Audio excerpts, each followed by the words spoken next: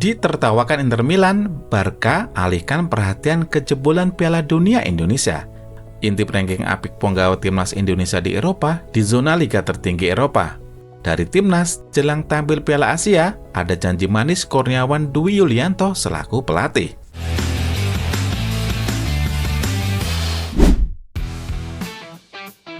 Ini tak sekedar sensasi dari dua klub besar Eropa, karena yang terjadi setelah itu di luar kebiasaan. Perburuan bek belakang Barcelona senilai 50 juta euro dari Inter Milan hanya jadi bahan lelucon klub Italia tersebut. Dengan tegas, Inter Milan menolak tawaran Barca. Dan bukan cuma ditolak, tapi terasa diremehkan. Seandainya Azulgrana mampu mendatangkan Alessandro Bastoni dari Inter, pelatih Barca, Hansi Flick, tentu akan langsung sumringah dengan pertahanan kuat timnya ke depan.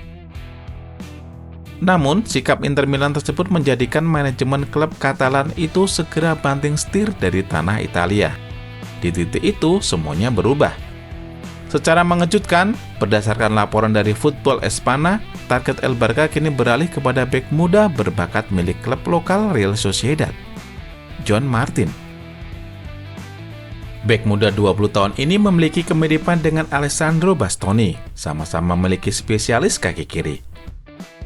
Alessandro Bastoni sendiri sedang dalam masa kejayaannya dan dalam masa emas di usia 27 tahun.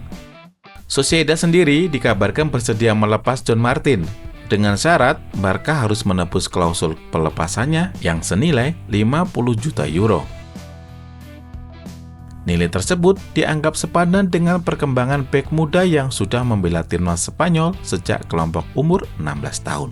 Dan salah satunya ialah saat membela timnas Matador berlaga di Piala Dunia U17 di Indonesia. Saat itu, dia tampil penuh 90 menit di setiap laga dan mencuri perhatian. Dengan kemampuan dan pengalamannya, John Martin diyakini bakal menjadi salah satu bek tengah terbaik Eropa dalam 5 tahun ke depan. Ini alasan kenapa Barca mengarahkan tawarannya ke bek muda 186 cm itu. Pilihan yang mungkin tidak populer, tapi masuk akal. Layak ditunggu apakah Barca akan mendapatkan John Martin di tengah keuangan yang belum pulih. Sementara itu, cerita lain diam-diam berjalan. Di saat yang sama, di tempat lain di Eropa, gelandang timnas Indonesia, Jopa Lopesi, bersama Lomel SK menang atas RFC Lutich pada babak playoff promosi ke kasta teratas Liga Belgia, Jupiter Pro League. Ini artinya, jika Lomel SK memenangi pertandingan tersebut, maka mereka akan melawan Denders di final. Dan pastinya, kedua punggawa timnas ini akan bertemu di Liga teratas Belgia. Seperti yang diketahui, Denders diperkuat oleh ujung tombak timnas Garuda, Ragnar Orat Mangun. Sedangkan Lomel FC diperkuat oleh Jopa Lopesi yang dalam pertandingan playoff ini bermain full 90 menit. Dalam laga yang dimainkan FC Lomel tersebut, Joe dan kawan-kawan mampu menang 3-0. Masing-masing gol dicetak oleh Lucas Sof, Johnson van Deven, dan Sam de Green. Dan ini bukan kemenangan biasa. Ini langkah positif dari punggawa timnas jika mereka mampu tampil di kasta tertinggi di Liga Eropa. Tapi di tengah kabar tersebut, ada satu hal yang belum selesai, realita di level timnas. Masalah sama yang terus muncul. Dengan adanya masalah ini, timnas U17 yang akan berlaga di level Asia pada 5 Mei mendatang mendapatkan janji manis dari sang pelatih, Kurniawan Dwi Yulianto. Sempat dipuji oleh pelatih timnas muda Vietnam, sebenarnya anak asuh si kurus julukan Kurniawan Dwi Yulianto memiliki masalah klasik, yaitu finishing yang lemah. Dari segenap pertandingan yang dijalani, banyak peluang yang tak dapat dikonversi jadi gol. Dan di situasi seperti ini, itu bisa jadi perbedaan antara menang dan kalah. Dan disinilah janji Kurniawan itu datang. Dengan waktu yang mepet, serta lawan-lawan yang tak mudah sudah menanti. Jepang, raksasa Asia, Cina, serta Qatar tentu bukan lawan yang sembarangan.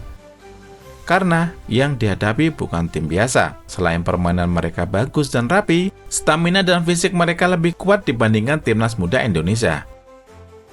Dengan bermodalkan 3 pertandingan terakhir, menang hanya 4 gol atas Timor Leste, kalah 1-0 dari Malaysia, dan bermain imbang saat bertemu Vietnam. Jelas ini bukan sinyal yang kuat bagi timnas untuk bersaing di level yang lebih tinggi.